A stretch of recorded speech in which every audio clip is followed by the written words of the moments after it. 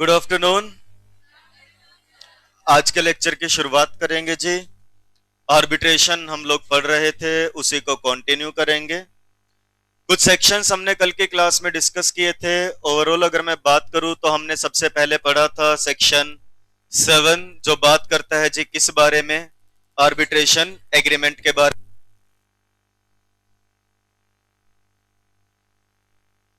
उसके बाद हमने पढ़ा था जी सेक्शन 8, जो बात करता है क्या, power to refer the parties, कहां पे, आर्बिट्रेशन में। डन। 9 मैंने कहा था कि अभी नहीं पढ़ेंगे, 9 और 17 एक साथ करवा दूंगा, ठीक है जी। 10 किस बारे में बात करता है, नंबर ऑफ आर्बिट्रेटर्स।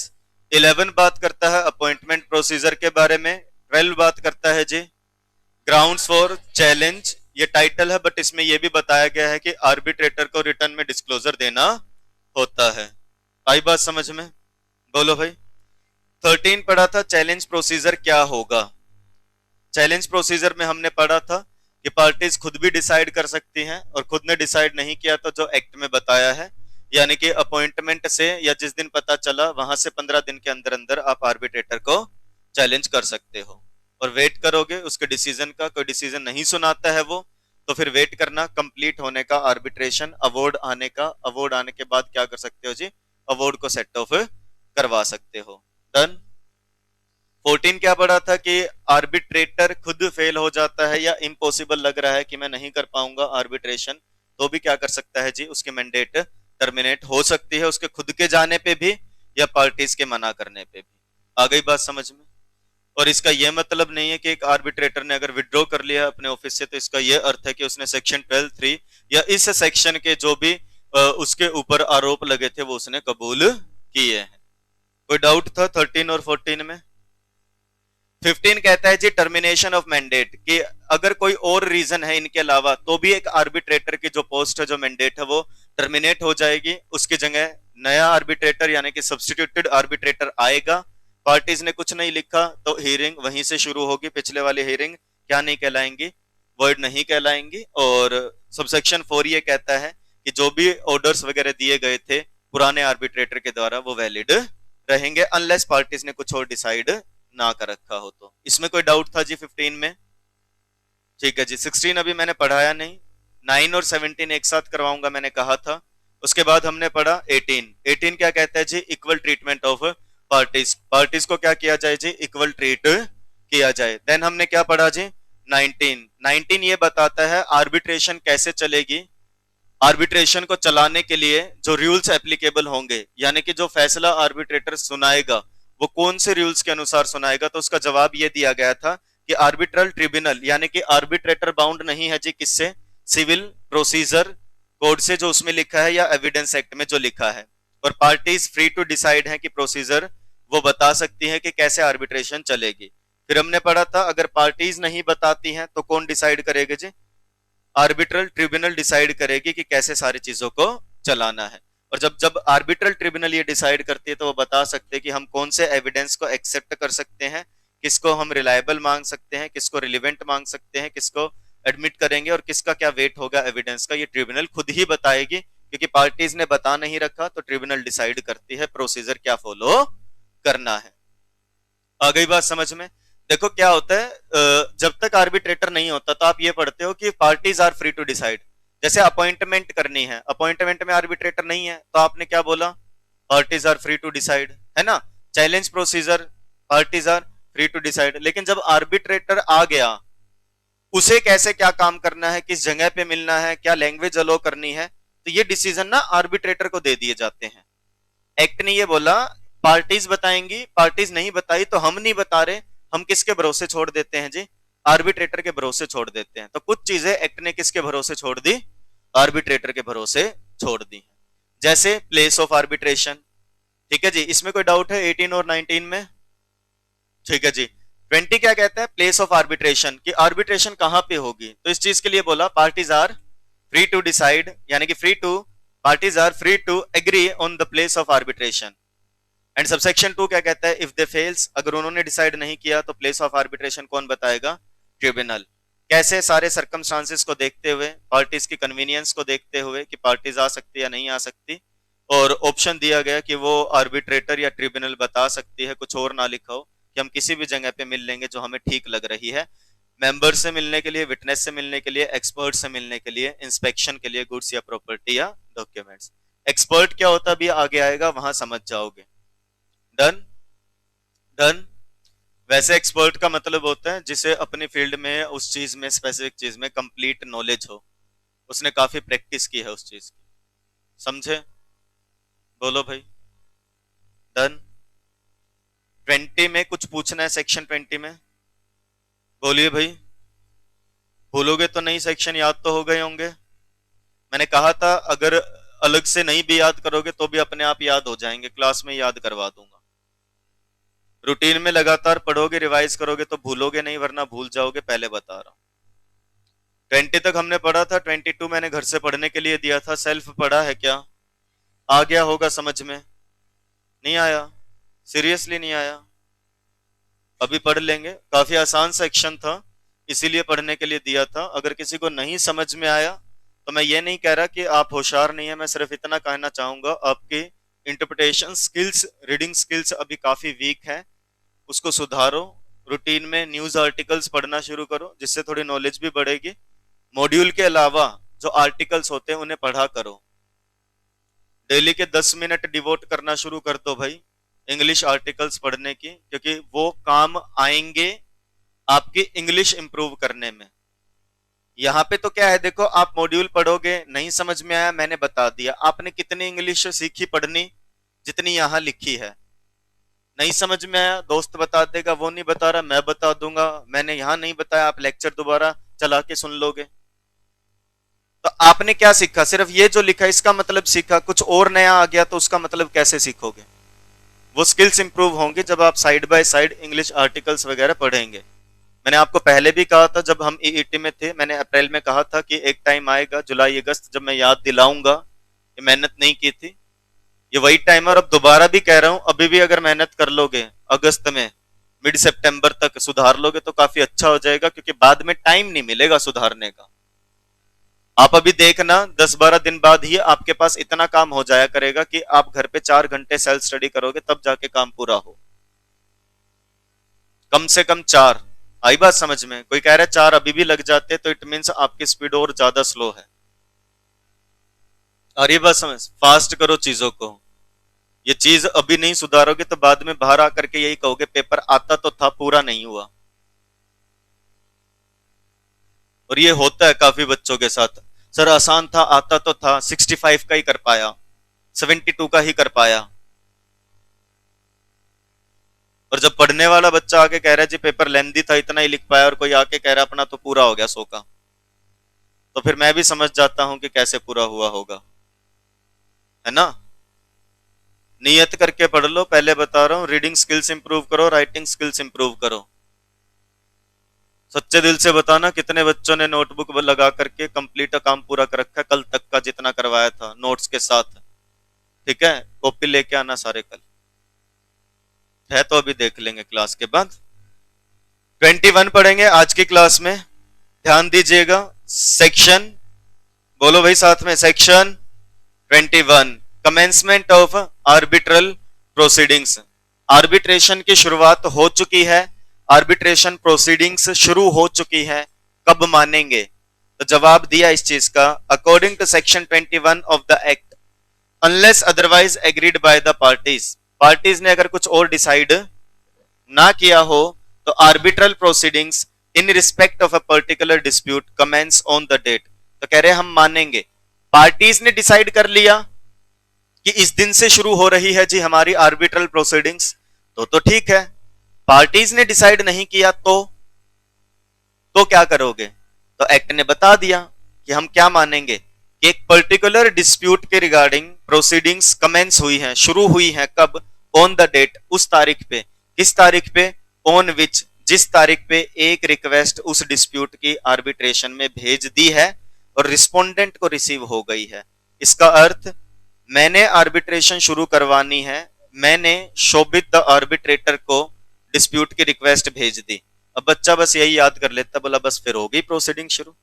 नहीं, जब आर्बिट्रेटर दूसरी पार्टी को भेजेगा ठीक है जी, कि गुड़िया आपके साथ डिस्प्यूट है और उस चीज के लिए आर्बिट्रेटर के पास रिक्वेस्ट आई है।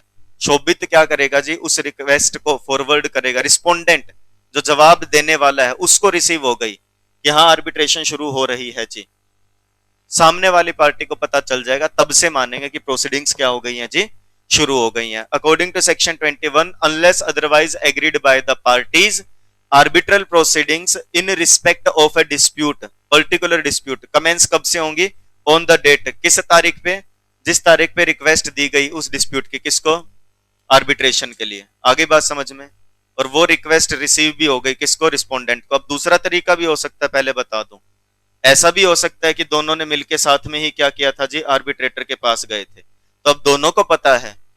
ठीक है जी, ऐसा भी कह सकते हो मैंने इस गुड़िया को रिक्वेस्ट भेजी कि आर्बिट्रेशन की शुरुआत करवानी है, कह रही है जी ओके, तो इट मींस दोनों को पता है। तो मान लेना अपॉइंटमेंट होने के बाद रिक्वेस्ट कर ली है पार्टी ने, या पार्टी ने रिक्वेस्ट करके ही अपॉइंट किया है और दोनों एक साथ आ गए, उस केस में मान लिया जाता है कि अब से क्या हो गई है जी, आर्बिट्रेशन प्रोसीडिंग्स की शुरुआत हो गई है। यानी कि एक आर्बिट्रल प्रोसीडिंग्स की रिक्वेस्ट जो है, पर्टिकुलर डिस्प्यूट से रिगार्डिंग आर्बिट्रेशन शुरू करने की रिक्वेस्ट, रिक्वेस्ट कि आर्बिट्रेशन में जाना है, रिस्पोंडेंट को मिल गई, उस दिन से मान लेना कि क्या हो गई है जी, प्रोसीडिंग्स शुरू हो गई है।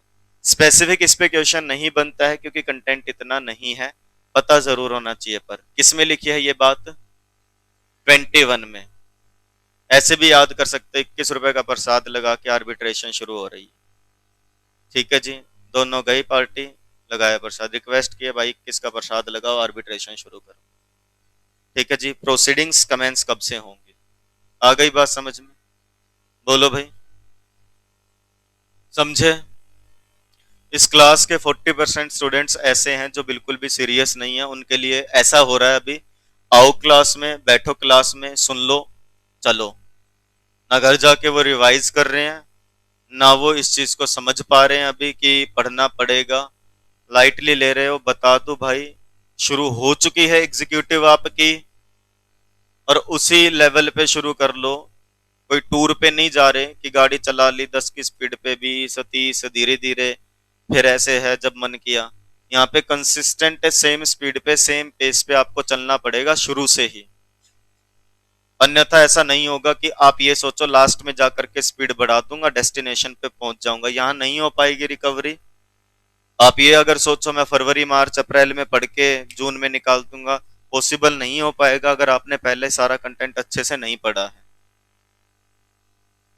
जितना अपने ज्यूरिस का सिलेबस है, एक बाल्टी अगर सिलेबस है तो उसमें से अभी इतना करवाया मैंने, ये टच करके बस यूं, ये समझ लेना, इतना सा सिलेबस हुआ है अभी।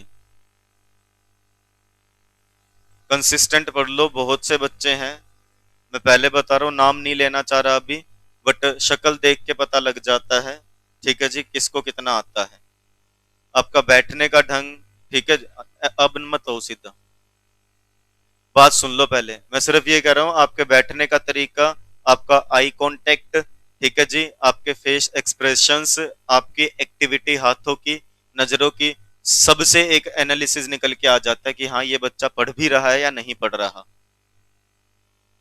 जो डेडिकेटेड होता है उसकी मूवमेंट मेरी तरफ, स्क्रीन की तरफ, मॉड्यूल की तरफ कंसिस्टेंट रहती है भाई, उसका ध्यान इधर उधर होता ही नहीं।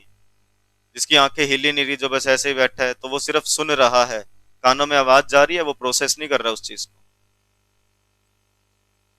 और धीरे धीरे सिलेबस निकल जाएगा, मैं पहले बता रहा हूँ, पूरे सीरियस हो जाओगे। 21 में कुछ पूछना है, बहुत बेसिक सी बात लिखी है, ज्यादा कुछ भी नहीं है इसमें। 22 पे क्वेश्चन बन सकता है, ऑल दो प्लेस पे बना है क्वेश्चन, इस पे भी बन सकता है।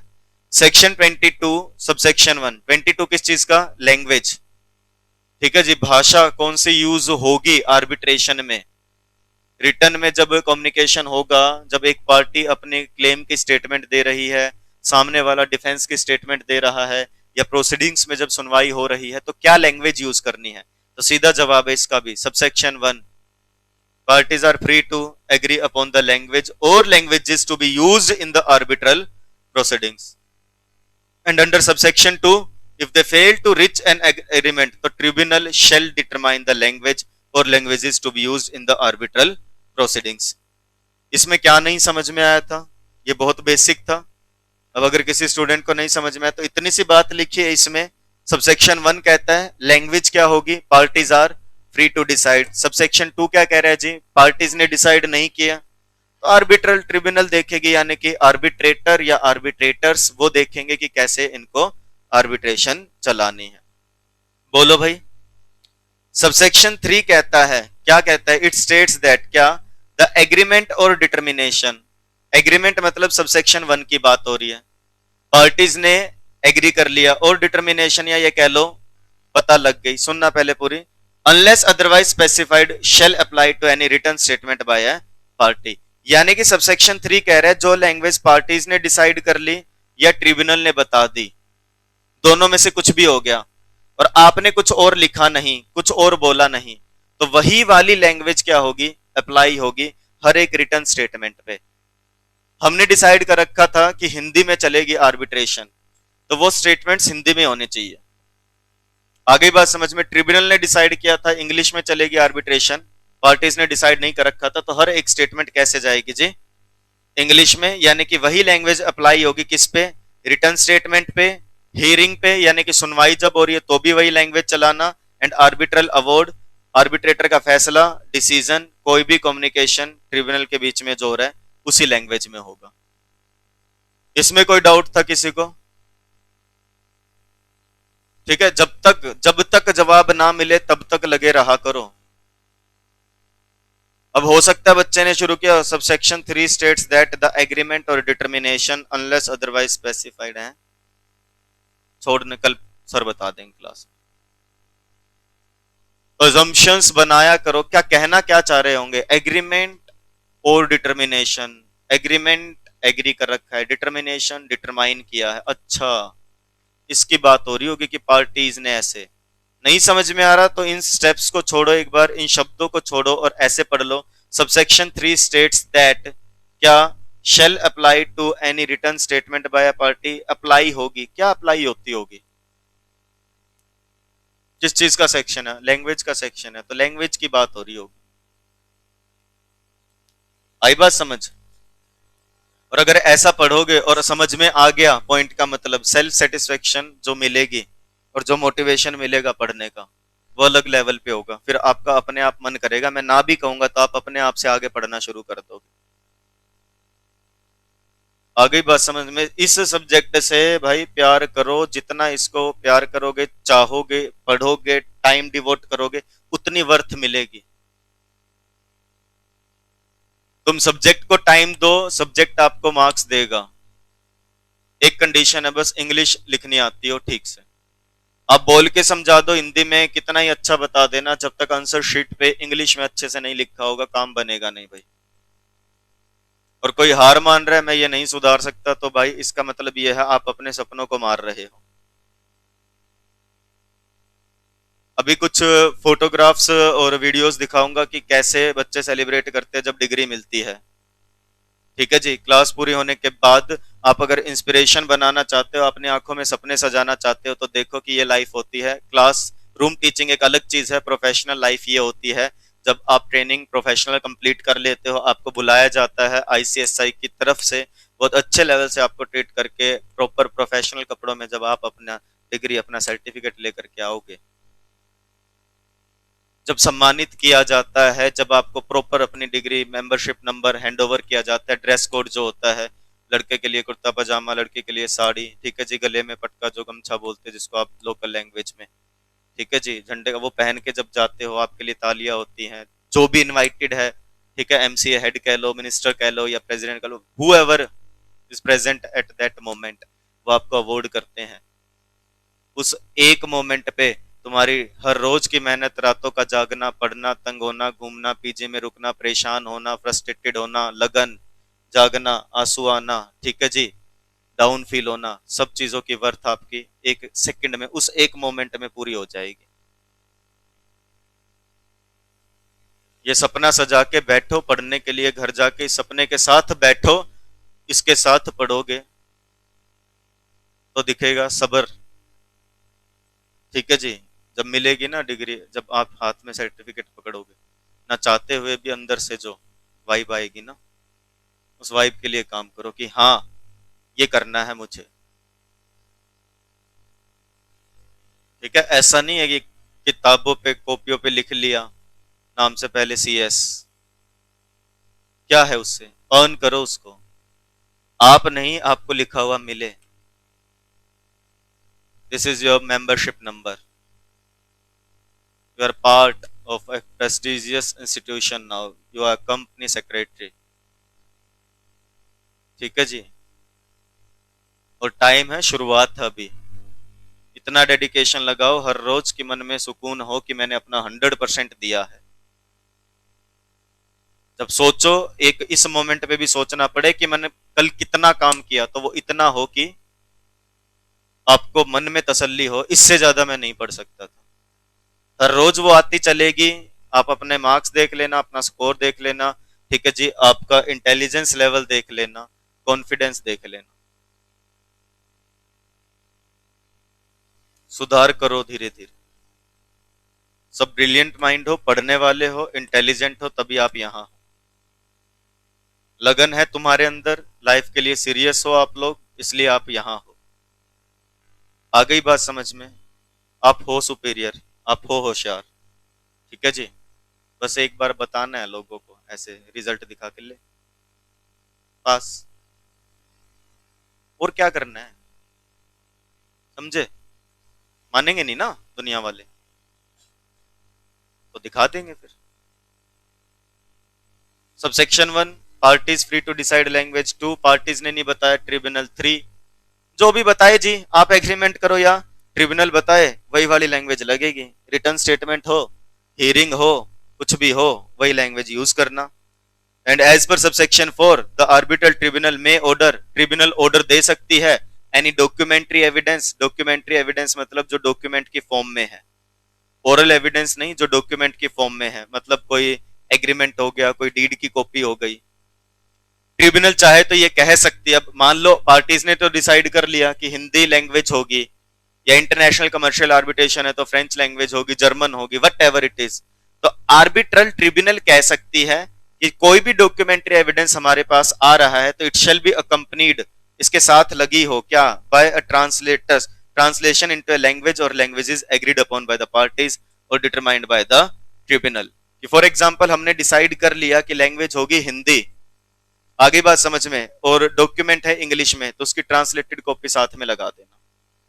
तुम मत करना ट्रांसलेशन, सर्टिफाइड जो ट्रांसलेटर होते हैं उनसे ट्रांसलेशन करवा के लाना कि ये जो एग्रीमेंट है उसकी ट्रांसलेटेड कॉपी जेन्युइन ये है। तो वो ऑर्डर दे सकते हैं, भाई आप डॉक्यूमेंट्री एविडेंस ला रहे तो इसकी ट्रांसलेटेड कॉपी साथ में ले आओ उस लैंग्वेज में जो पार्टीज ने एग्री की थी या ट्रिब्यूनल ने बोला था। इतनी सी बात है इसमें। डन। 21 क्लियर, 22 क्लियर, 20 किसका, प्लेस ऑफ आर्बिट्रेशन। 21, 22, 23, काफी बार आया है पेपर में, काफी बार आता है टेस्ट में, जब क्लासरूम टेस्ट होते हैं। ठीक है जी, अब इसका ये मतलब मत समझ लेना कि जब टेस्ट होगा तो ये आएगा ही आएगा, तो यही कर लेता हूं, आ सकता है पर। ठीक है जी, सेक्शन 23 किस चीज का है? Statement of claim and defence. कोई बताएगा क्या किस चीज की बात हो रही है? क्लेम समझते हो, हक जताना, मांगना, लिखा आता है ना कई बार नोटिफिकेशन कि क्लेम योर कूपन नाउ। ठीक है जी, क्लेम योर रिवॉर्ड, आपको रिवॉर्ड मिला है उसे क्लेम कर लो। तो क्लेम का मतलब होता है डिमांड करना, काइंड ऑफ। ठीक है जी, हम दोनों का अगर झगड़ा है, आर्बिट्रेटर मैंने अपॉइंट कर लिया, भाई साहब आ गए आर्बिट्रेटर, तो मैं स्टेटमेंट तैयार करके दूंगा, आर्बिट्रेटर जनाब ये चाहता हूं मैं, एडवांस दिया था गुड़िया को, गुड़िया ने गुड्स भेजे नहीं, मैं चाहता हूं मुझे गुड्स भिजवाए जाएं, मैं चाहता हूं जो डिले हुई है उसका कंपनसेशन दिया जाए, मैं चाहता हूं इस आर्बिट्रेशन के जो खर्चे हैं फिर वो भी मुझे रिकवर करवाए, मैं चाहता हूं कॉन्ट्रैक्ट पूरा करे, मैं चाहता हूं अगर नहीं कर रही तो एडवांस वापस दे, मैं चाहता हूं एडवांस के साथ इंटरेस्ट दे। ये चीजें। स्टेटमेंट ऑफ क्लेम, मेरी स्टेटमेंट जाएगी जो जो मैं क्लेम कर रहा हूं, और बदले में गुड़िया की क्या स्टेटमेंट आएगी? बोला करो, कौन सी स्टेटमेंट आएगी? सही गलत जो जवाब आए दिया करो। जब तुम कुछ बोलोगे और मैं कहूंगा नहीं ये गलत है सही ये है, इंपैक्ट क्रिएट होता है दिमाग में सीधा एक, अच्छा लगती है वो बात जाकर के दिमाग में। आप सोच ही नहीं रहे, बोल ही नहीं रहे, कौन सी स्टेटमेंट होती है, मैंने सीधा जवाब दे दिया तो आपने बस सुना है, और सुन लिया तो वो रहे ना रहे। चीजें क्या याद रहती हैं? जब आप किसी को कुछ बोलो और अगला जवाब दे दे, मान लो उल्टा या पलट के, फिर नहीं भूलते। आपने कुछ बोला ही नहीं था कि अगले ने कुछ बोल दिया, वो चीज फिर भी कम याद रहती है। किसी ने आपकी बात को डिनाई किया है ना, वो नहीं भूल पाते हो। इट्स जस्ट लाइक कि ये कर लूं ना, नहीं करना, अच्छा याद रखूंगा। आप जवाब दो, काउंटर किया तो भी याद, आपने जवाब दिया और मैंने कहा हाँ यही तो होता है, तो वो भी याद हो जाएगा, क्योंकि दिमाग के अंदर थॉट प्रोसेस आती है, अरे वाह देखा एग्री है तेरे साथ। बैठे हो चुपचाप, बस फिर तो चांसेस पूरे पूरे हैं, जो बोलते हैं ना यहां से आई, वहां से नहीं, यहां से, ठीक है जी, वहां से क्या दूसरा कान दूर लगा हुआ है, समझे भाई? आंसर किया करो, बोला करो। बचपन में याद क्यों करवाते, टेबल बुलवा बुलवा के, दो एक कम दो, होगी याद? देख भाई हो भी गया शुरू, दो दूनी चार, कभी ऐसे किया 27 एक कम 27 है, तो ऐसे याद भी नहीं होगा पूरा। जो बुलवाया है 26 अलग अलग लेटर सीक्वेंस में याद है तुम्हें, ABCD, हिंदी वाले सुना दो ना, आ रही है बात समझ? जिसने बोला है प्रैक्टिस की वो कह देगा याद है, अन्यथा आपको भी पता है मुझे भी पता है। तो जितना आप बोलोगे उतनी ज्यादा चीजें साथ में याद होंगी। मैंने तो क्लेम कर लिया जनाब ये सॉल्यूशन चाहिए, गुड़िया भी तो डिफेंस में कहेगी, क्या कहेगी? झूठा है ये इंसान। पहली बात एक एक ऐसे रिप्लाई करेगी, पहली बात जो ये कह रहे एडवांस दिए हैं, नहीं दिए हैं, कम दिए हैं। दूसरी बात जो कह रहे गुड्स डिलीवर नहीं किए, झूठ है, डिलीवरी के लिए गए थे वहां कोई मिला नहीं। तीसरी बात गुड्स दिलवाओ, मैं तो देने के लिए तैयार हूं, अगला एड्रेस नहीं दे रहा कि कहां भिजवाने हैं। डिफेंड भी तो करेगी ना ये, क्या सच है क्या झूठ है, ये बातें। जी जी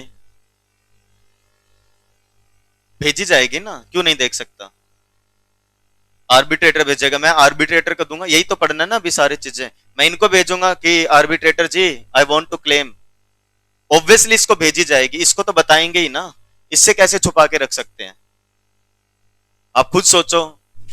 अब आर्बिट्रेटर कह रहा है नहीं तुम्हें नहीं बताऊंगा सामने वाले ने क्या इल्जाम लगाए हैं। आ रही है बात समझ में? कोर्ट में भी तो यही होता है ना, जब कोर्ट केस फाइल होता है तो दूसरे पर्सन के पास भेजा जाता है। ठीक है जी, काफी सारी चीजें बताऊंगा जब अब भारतीय साक्ष्य अधिनियम एविडेंस एक्ट जो होता था पढ़ेंगे और चीजें। ठीक है, भेजा जाता है एविडेंस। मूवीज देखी है? एविडेंस जब विटनेस जब बुलाते हैं तो कई बार ऑब्जेक्शन नहीं उठा सकते, जज साहब नहीं इसका नाम तो है ही नहीं विटनेस लिस्ट में। जोली LLB 2 याद है? बाद में कभी दिखा भी दूंगा, उसमें एक मूवी सीन आता है, अक्षय कुमार बुलाता है एक पर्सन को गवाही दिलाने के लिए। ठीक है जी, इकबाल कादरी करके जो पर्सन है उसमें करेक्टर है, उसको बुलाते हैं। तो सामने वाला जो प्रोसिक्यूशन जो वकील है वो क्या कहता है?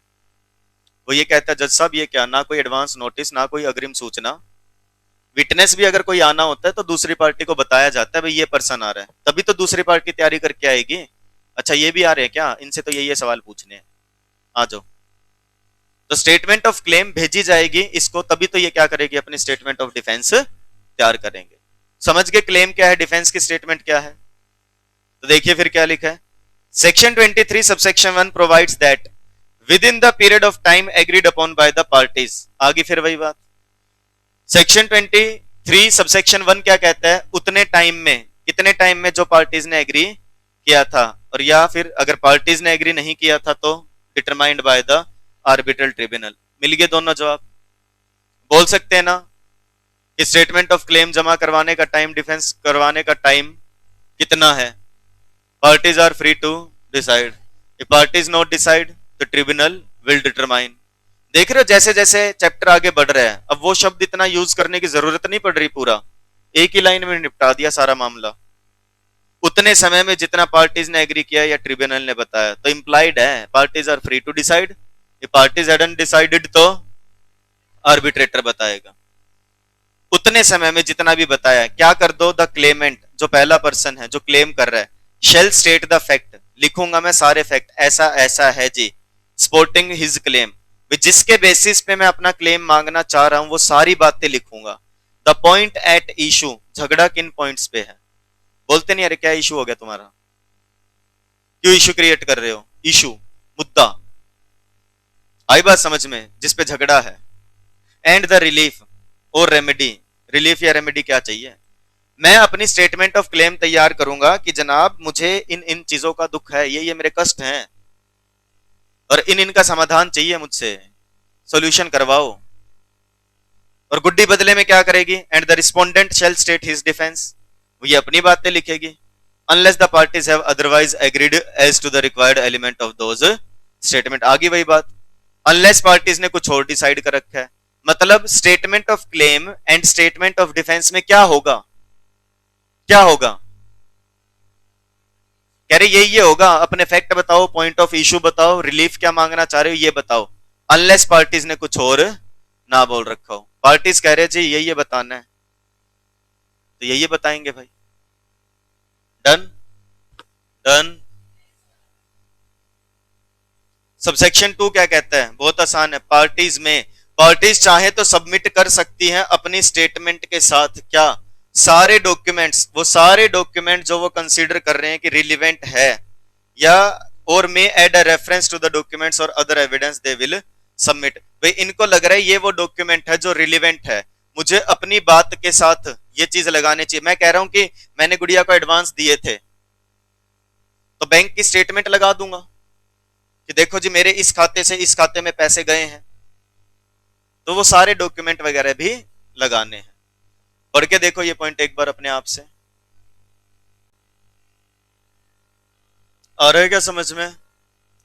एक पार्टी क्या देगी, स्टेटमेंट ऑफ क्लेम, दूसरी पार्टी क्या देगी जी, स्टेटमेंट ऑफ डिफेंस, साथ में डॉक्यूमेंट्स वगैरह लगा सकते हैं।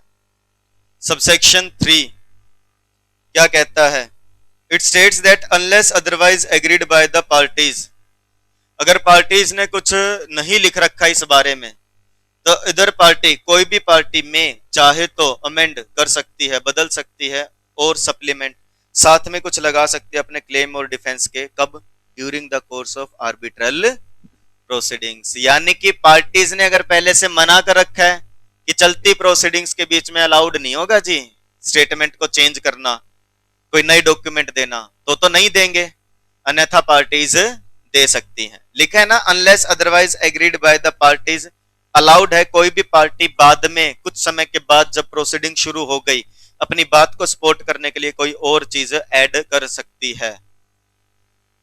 अनलेस कब नहीं करेगी, arbitral tribunal consider it inappropriate to allow the amendment और supplement having regard to delay in making it. तब नहीं करेंगे जब ट्रिब्यूनल मना कर दे जी इट इज नॉट अलाउड, हम आपको अलो नहीं कर रहे, आप ऐसा करो। क्यों नहीं कर रहे अलो, क्योंकि उनको लग रहा है जी ऐसा करोगे तो दिक्कत हो जाएगी, डिले होगी, सही नहीं रहेंगी चीजें, तो अलाउड नहीं करेंगे।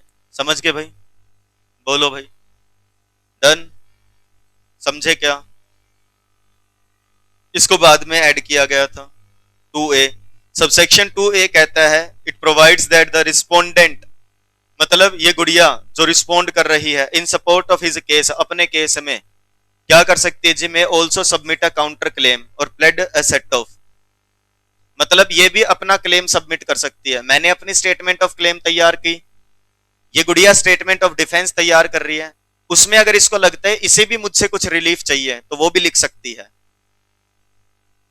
काउंटर क्लेम भी डाल सकती है। ये मैंने लिखा जी एडवांस दे रखे, गुड़िया ने गुड्स नहीं दिए, ये भी तो लिख सकती है झूठा ये इंसान झूठ बोल रहे हैं जी, बल्कि मैंने इनको गुड्स भेज रखे, इन्होंने पैसे नहीं दिए, या सेट ऑफ करवा सकते हैं, मैंने पैसा वापस मांगा है, मैंने एडवांस दिए थे 5 लाख रुपए वापस दिलवा दो, ये कह सकती है उसमें से मेरा 2.5 लाख रुपए का पहले कर्जा है जी जो मैंने उधार में सामान दे रखा है, मैं वो सेट ऑफ करवाना चाहती हूँ, ऐसे भी बोल सकते, कोई दिक्कत नहीं है। Which shall be adjudicated upon by arbitral tribunal. Adjudicated by मतलब जिसका फैसला फिर कौन करेगा? ट्रिब्यूनल करेगी। आई बात समझ में?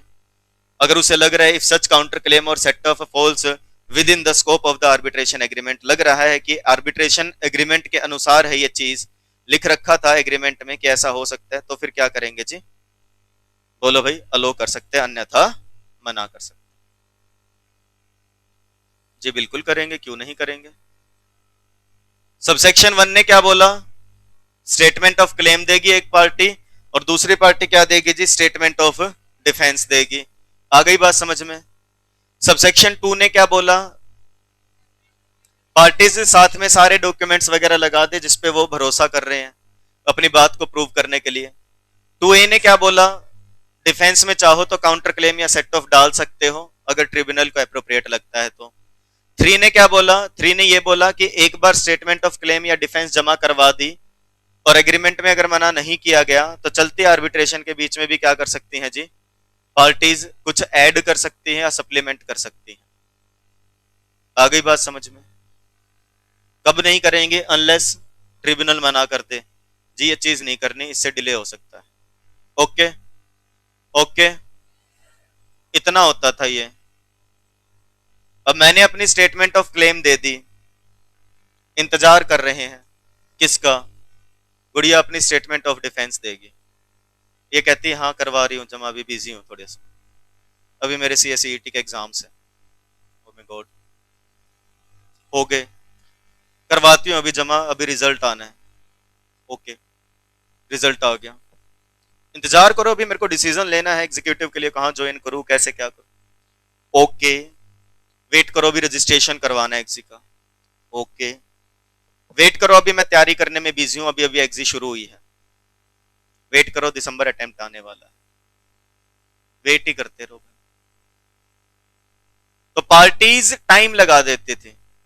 हो सकता है मैंने अपनी स्टेटमेंट ऑफ क्लेम में टाइम लगा दिया हो सकता है गुड़िया डिफेंस में टाइम लगा रही हो, और बाद में सारा फिर बर्डन किसके ऊपर आएगा? हेलो आर्बिट्रेटर साहब, 12 महीने में पूरी करने वाले थे आर्बिट्रेशन, तो मंगवा लेते आप, आपको किस लिए फिर हमने रखा है? बोला ही था क्या होता है, सुने नहीं, चलती नहीं है तुम्हारी। आ रही है बात समझ में? Section 23 subsection 4 inserted in amendment act 2019, मतलब 2019 में कोई तो अमेंडमेंट आई थी। ऐसे क्यों बोला मैंने ये, इसका जवाब थोड़े टाइम में मिल जाएगा, उस दिन याद दिलाऊंगा। याद है एक दिन ऐसा कुछ कहा था, तब आप सिर्फ ऐसे कह देना हाँ हाँ सर याद है याद है याद। आ रही है बात समझ? सेक्शन 23 सब सेक्शन 4 को इंसर्ट किया गया था अमेंडमेंट ला करके, और उसमें लिखा था इट स्टेट्स दैट क्या, statement of claim and defence under this section shall be completed with in a period of 6 months. 6 महीने के अंदर अंदर हो जानी चाहिए। कब से? From the date the arbitrator, कल्ला आर्बिट्रेटर और ऑल द आर्बिट्रेटर, सारे आर्बिट्रेटर जो भी था एज द केस में भी, received notice in writing of their appointment. ये बहुत जरूरी है भाई, अपॉइंटमेंट के 6 महीने के अंदर अंदर क्या हो जाए जी, पार्टीज की statement of claim and defence आ जाए। डन। इस स्पेसिफिक पॉइंट का जिक्र 2 बार होगा, एक आगे काम आएगा जब आर्बिट्रेशन का टाइम काउंट होगा, और दूसरा जब एक टॉपिक करवाऊंगा तब याद दिलाऊंगा कि देखो ये याद रखना। क्लियर इतना? सेक्शन 23 फटाफट से रिकैप ले लो एक बार, कुछ पूछना है तो बताना।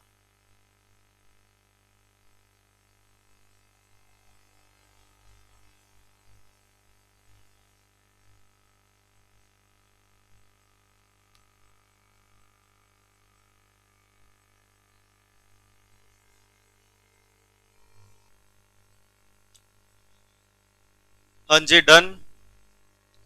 इतनी बात समझ में आ गई?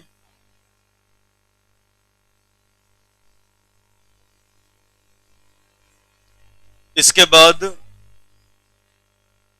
सेक्शन 2A कौन सा है, ऐसे पूछो फिर। सबसेक्शन 2A, सबसेक्शन 2A ये कहता है एक पार्टी जब अपनी स्टेटमेंट ऑफ डिफेंस दे रही है तो वो अपनी बातें भी, मतलब वो भी सामने वाले से क्लेम कर सकते हैं। कायदे से तो मैंने स्टेटमेंट ऑफ क्लेम दी है, तो I am claiming from her, but इसके पास भी राइट है। टू ए ने बोला कि पार्टी चाहे तो क्या कर सकती है जी, काउंटर क्लेम कर सकती है।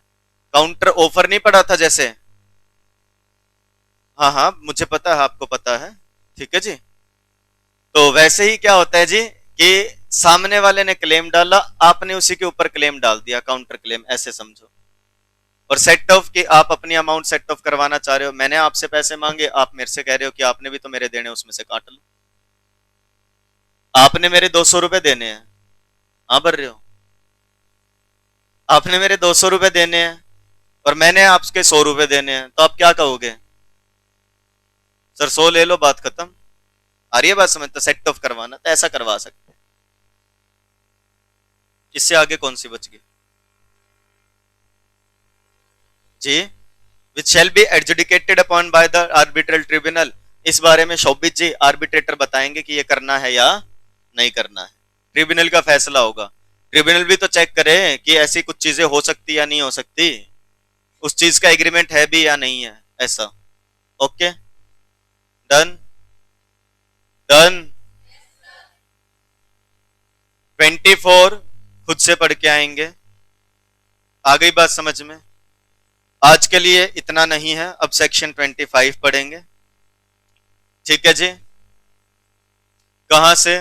देखो, ना तो मुझे बताओ कि बस बस बस, और ना मुझे बताओ कि आगे पढ़ा दो पढ़ा दो। आ गई बात समझ में? अन्यथा इंग्लिश में एक छोटी सी लाइन बोलूंगा, फिर कहोगे। 25 क्या कहता है जी? Default of a party. हाँ जी, don't teach a teacher how to teach, ठीक है जी। ऐसा है जी, डिफॉल्ट ऑफ ए पार्टी मतलब एक पार्टी का कसूर है। कसूर किसका है? शोभित का? नहीं, शोभित पार्टी नहीं है। या तो मेरा है कसूर या इनका है कसूर, और जैसा आप सब कह रहे हो आपका ही है कसूर।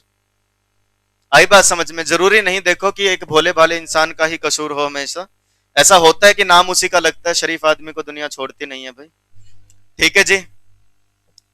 कसूर किसी का भी हो सकता है भाई, क्लेमेंट का भी, डिफेंडेंट का भी। आ गई बात समझ में? अब मैंने पार्टी नहीं बोला, क्लेमेंट बोला है। क्लेमेंट कौन? जिसने स्टेटमेंट ऑफ क्लेम देने। डिफेंडेंट कौन? जिसने स्टेटमेंट ऑफ डिफेंस जमा। टेबल से पढ़ेंगे पहले। कह रहे क्या क्या हो सकता है? क्या हो गया? हाँ हाँ, तो क्या क्या हो सकता है ये पढ़ेंगे जी। Claimant fails to communicate his statement of claim. Arbitrator appoint हो गया, आया बैठा, हाँ जी बताओ, बता देंगे क्या बात होगी जी। आज तो आए हो, रेस्ट करो। अगले दिन हाँ जी बताओ, बता देंगे। 5 महीने निकाल दिए, बता देंगे बता देंगे। यानी कि क्लेमेंट क्या नहीं कर रहा? अपनी स्टेटमेंट ऑफ क्लेम नहीं दे रहा। तो आपके अनुसार क्या होना चाहिए? मैं बता ही नहीं रहा, मेरे को दिक्कत क्या है, झगड़ा किस चीज का है? तो बिना बताए कोई सॉल्यूशन कर सकता है भाई? तो क्या कर देगा? Arbitral tribunal shall terminate the proceedings, बस। दूसरा क्या हो सकता है? मैंने तो क्लेम कर लिया, but respondent fails to communicate his statement of defence. मैंने तो इल्जाम लगा दिया जी यही ये समस्याएं हैं और यही ये समाधान चाहिए, गुड्डी जवाब ही नहीं दे रही। अब क्या करे ट्रिब्यूनल? ट्रिब्यूनल सिर्फ क्या करेगी जी? मेरी बातों पे प्रोसीडिंग चलाएगी और उसका फैसला सुना देगी। Arbitral tribunal shall continue the proceeding, लेकिन यह ध्यान रखना, without treating that failure in itself as an admission of the allegation by the claimant. समझे?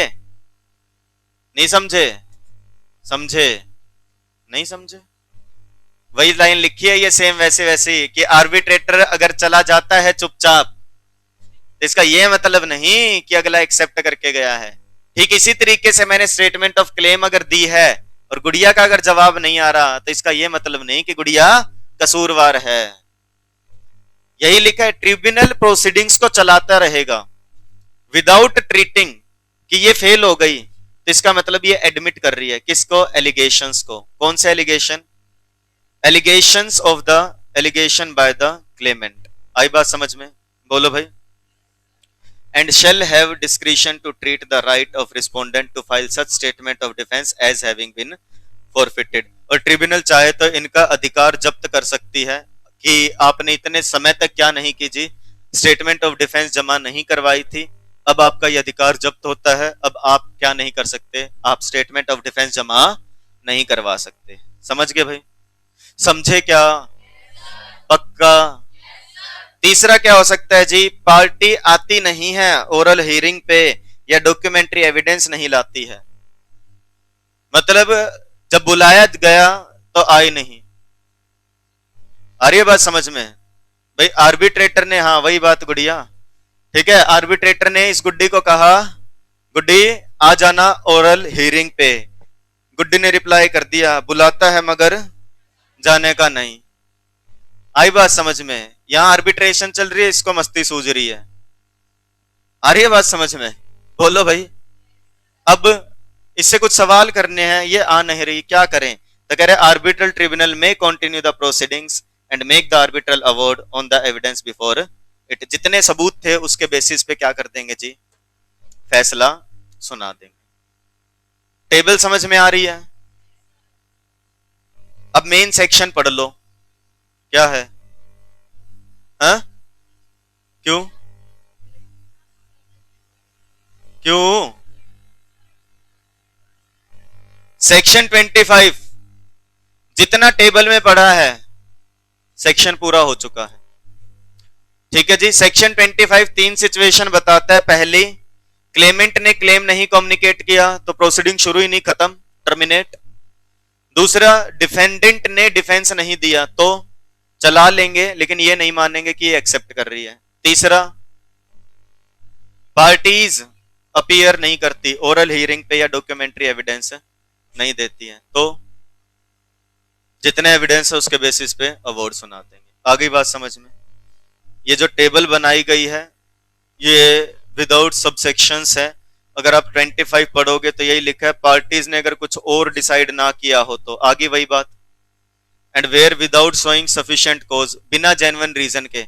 एक तो ये होता है ना मैं जेन्युइन रीजन दे रहा हूं, इन्होंने बोला sir statement of claim, please एक बार रुक जाइए, स्टेटमेंट ऑफ क्लेम जमा करवा दूंगा, अभी कोई नियर एंड डियर हॉस्पिटलाइज्ड है, मैं उसमें व्यस्त हूं। ये तो फिर भी जेन्युइन रीजन है भाई।